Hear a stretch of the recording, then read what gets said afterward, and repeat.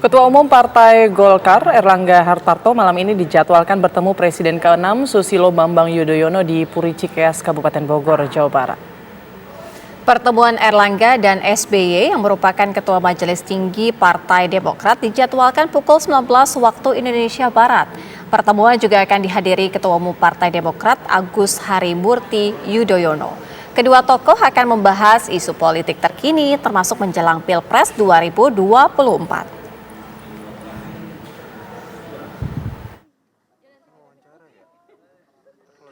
Ketua umum partai bertemu selain silaturahim, tentu saja mungkin saja ada persoalan-persoalan politik yang dibahas bersama, dan itu wajar saja, dan kita belum tahu apa saja. Kami sangat terbuka untuk mendengarkan dari Pak Erlangga apa yang akan disampaikan oleh beliau. Koalisi kan kami sudah teken-tekenan kan soal koalisi itu, yaitu 3 partai, Partai Demokrat, Partai PKS dan Partai Nasdem, dan itu kami sudah solid. Tapi kalau misalnya ada partai lain yang ingin bergabung dengan koalisi perubahan ini, ya tentu saja kita kalau dari Partai Demokrat sih terbuka saja, tapi tentu saja harus dibicarakan bersama 3 partai koalisi kami itu. Ya, lalu siapa saja tokoh yang akan hadir dalam pertemuan Partai Golkar dan Partai Demokrat di Cikeas, Bogor, serta apa saja yang mungkin dibicarakan di sana? Sudah bergabung bersama kami Kepala Badan Komunikasi Strategis DPP Partai Demokrat, Herzaki Mahendra Putra. Selamat petang, Mas Herzaki. Ya, selamat petang, Mbak. Baik, sehat Mas? Alhamdulillah sehat. Alhamdulillah. Semoga Mbak juga ya, dan amin. Mbak di studio juga sehat, dan juga semua penonton TV One. Baik, Mas Herzaki, langsung saja ini pertemuan antara Erlangga dan SBY ini siapa yang menginisiasi duluan? Pertemuan ini merupakan inisiatif dari Pak Erlangga Hartarto. Sudah beberapa kali beliau menyampaikan keinginannya untuk bersilaturahmi dengan Bapak SBY. Hanya saja waktu yang belum memungkinkan, baru kali ini waktu yang pas gitu. Karena kita tahu Pak SBY selama ini kan sibuk bolak-balik ke Pacitan, Pak. Sedang mempersiapkan Museum SBY Ani. Sebentar lagi akan ada pembukaan Museum SBY Ani. Nah, makanya beliau sering bolak-balik ke Pacitan setelah sebelumnya sibuk di Proliga bersama Lavani yang kemarin juara back to back. Lalu kemudian ternyata pada waktu yang tepat ini, malam inilah waktu yang memungkinkan untuk bisa diadakannya pertemuan antara Pak Erlangga dengan Pak SBY. Apalagi kan ini momen Lebaran ya, saat yang sangat tepat untuk bisa silaturahmi dan komunikasi antar tokoh bangsa. Kita tahu bagaimana Pak SBY ini kan 10 tahun memimpin negeri, ya, memimpin negeri dengan Partai Demokrat, sedangkan Pak Erlangga adalah Ketua Umum Partai Golkar yang sangat berpengalaman dalam memimpin negeri ini juga sebelumnya gitu. Tentunya kedua kekuatan ini kalau saling komunikasi ke depannya juga akan sangat baik. Meskipun memang kami tahu sampai dengan saat ini Demokrat tetap konsisten dan komitmen di koalisi perubahan, sedangkan Golkar saat ini memang berbeda pilihan koalisi. Gitu.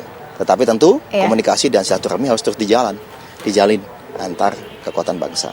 Mas Herzaki, tadi dikatakan bahwa Demokrat masih fokus pada koalisi perubahan dan juga berbeda dengan Golkar. Tapi paling tidak apa nanti kira-kira yang akan dibahas? Apakah ke depannya, karena kan politik ini kan memang sangat dinamis begitu Mas Herzaki.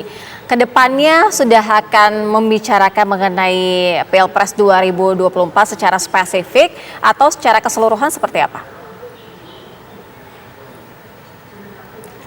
Ya, kalau kita lihat Pak SBY ini adalah tokoh bangsa, negarawan. Lalu ditemui oleh Pak Erlangga yang juga tokoh bangsa saat ini, Ketua Umum partai yang besar di Indonesia gitu. Pak SBY nanti akan didampingi juga oleh Mas AHY selaku Ketua Umum Partai Demokrat dan juga Sekjen Partai Demokrat.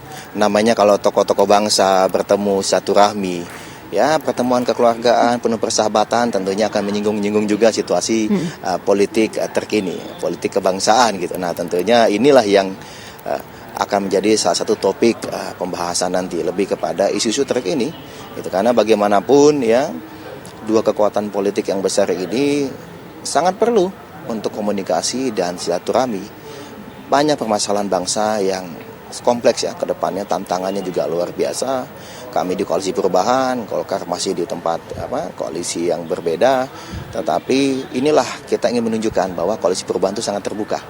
Kita ingin kolaborasi dengan semua pihak, Pak. Tidak menutup diri, tidak menutup pintu dengan yang lain-lain. Bahkan kalau misalnya ternyata di Pilpres nanti, kontestasi nanti masih tetap berbeda jalan, ini tidak apa-apa. Berbeda bukan berarti mesti bermusuhan. Ini kan founding fathers kita menginginkan seperti itu. Terus jalin komunikasi dan silaturahmi. Itulah Indonesia. Gitu. Baik. Nah, pertemuan Erlangga SBY ini kan cukup menarik ya, karena keduanya ini dari dua koalisi yang berbeda. Nah, kira-kira nih pertemuan ini apakah nanti akan bersatu nih dua koalisi yang berbeda ini? Ya, kalau kami sampai dengan saat ini Demokrat tetap konsisten, Pak, bersama koalisi perubahan, memperjuangkan perubahan dan perbaikan. Dengan capresnya adalah Anies Baswedan. Ya, kalau katakanlah ternyata ada teman-teman parpol lain yang ingin bergabung atau koalisi lain ingin bergabung, bagi kami sangat terbuka selama sama visi, sama platform, sama program kerja, ya sama-sama ingin memperjuangkan perubahan dan perbaikan. Nah, kami sangat terbuka. Ini pegangan kami gitu. Dan tentu capresnya jelas, Pak. Anies Baswedan gitu. Jadi jika misalnya ada kedua kekuatan atau ada kekuatan lain ingin bergabung bersama koalisi perubahan, ya dari kami itu, Mbak, patokannya. Iya, seperti itu. Mas Herzaki tadi menyinggung mengenai capres, sudah bulat begitu ya Mas, Anies Baswedan. Artinya ketika melihat elektabilitas berdasarkan lembaga survei yang belakangan menyampaikan elektabilitas beberapa calon presiden Pilpres 2024, ini tanggapannya seperti apa melihat nominal ataupun angka presentasi dari elektabilitas Anies Baswedan? Kalau kami melihatnya begini, ini memang saat ada 3 tokoh yang terdepan dalam konteks kontestasi calon presiden. Ada Mas Anies dan ada 2 calon lainnya.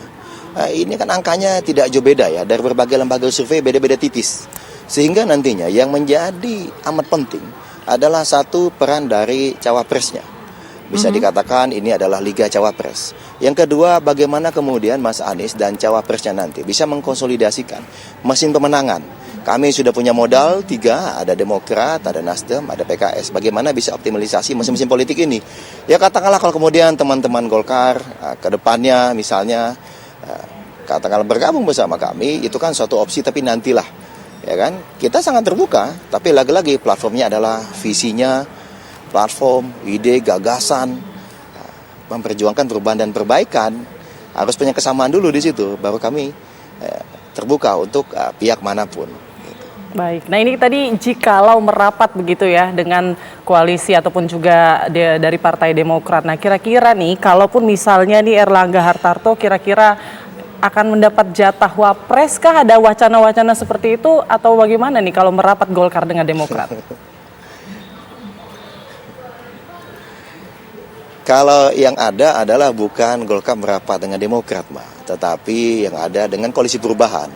Kalau kami ini kan setara dan sejajar semua, teman-teman Demokrat, Nasdem dan PKS, setara dan sejajar, ada juga Pak Anies Baswedan sebagai pihak keempat. Kami sudah ada perwakilan tim 8, jadi apapun keputusan, kesepakatan akan dicapai melalui hasil diskusi dari tim 8 ini, dari Golkar, dari Demokrat, dari Nasdem, dari PKS, dan dari Mas Anies Baswedan. Nah, ini harus disepakati dulu oleh keempat pihak ini. Gitu. Oke, Mas Herzaki, tadi kan Mas Herzaki menyinggung bahwa koalisi perubahan itu memang sudah sepakat ya, artinya ada kesamaan. Nah, kalau ada partai-partai lain, partai-partai tertentu yang ingin bergabung, nah misalkan saja nih pertemuan ini ada Golkar begitu ya. Nah, artinya ada tidak kesamaan, paling tidak untuk saat ini benang merahnya antara Golkar dengan koalisi perubahan? Kalau kami melihat yang pasti kita cermati dulu dalam konteks pertemuan ini seperti apa. Gitu. Kita kan ini belum tahu nih Pak Erlangga akan menyampaikan apa yang akan didiskusikan dengan Pak SBY secara detail, dengan Mas AHY. Apakah ini juga ada kaitannya dengan koalisi perubahan? Atau misalnya lebih berbicara mengenai masalah-masalah besar bangsa, tetapi tidak dalam konteks koalisi misalnya. Nah, ini kita kan belum tahu ya, nanti kita tunggu seperti apa hasil diskusi di dalam. Nanti Pak Erlangga dan Mas AHY secara langsung akan menyampaikan hasil diskusi seperti apa yang berlangsung di dalam. Gitu. Iya, Mas Herzaki secara singkat saja, tapi apa paling tidak tanggapan SBY mengenai secara keseluruhan, baik itu koalisi perubahan dan koalisi-koalisi lainnya?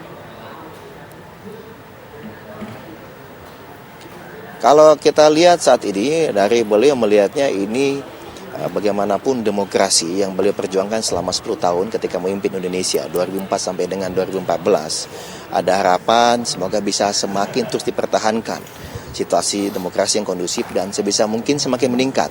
Nah, dengan adanya bermunculan capres-capres dan kemudian dukungan-dukungan dari parpol kepada capres, ini menunjukkan minimal bahwa yang namanya demokrasi kita melalui pemilu setiap 5 tahun sekali akan bisa rutin digelar. Ini adalah hal yang minimal.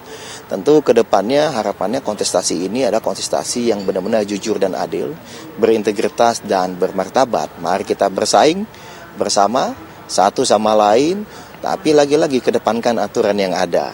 Baik. Jangan kemudian menggunakan kekuatan yang ada untuk mengintimidasi atau menekan pihak lain gitu. Karena misalnya ada kekhawatiran kalau bertarung nanti kesulitan untuk menang. Karena kan sebenarnya belum tentu nih, belum ada kepastian siapapun yang bisa menjadi pemenang. Nah, Oke, ya, baik. kalau gitu marilah kita bertarung sama-sama dalam iklim kontestasi yang sangat-sangat konstruktif sesuai aturan. Gitu. Baik. Terima kasih banyak atas waktunya Mas Herzaki Mahendra selaku Kepala Badan Komunikasi Strategis DPP Partai Demokrat. Selamat sore.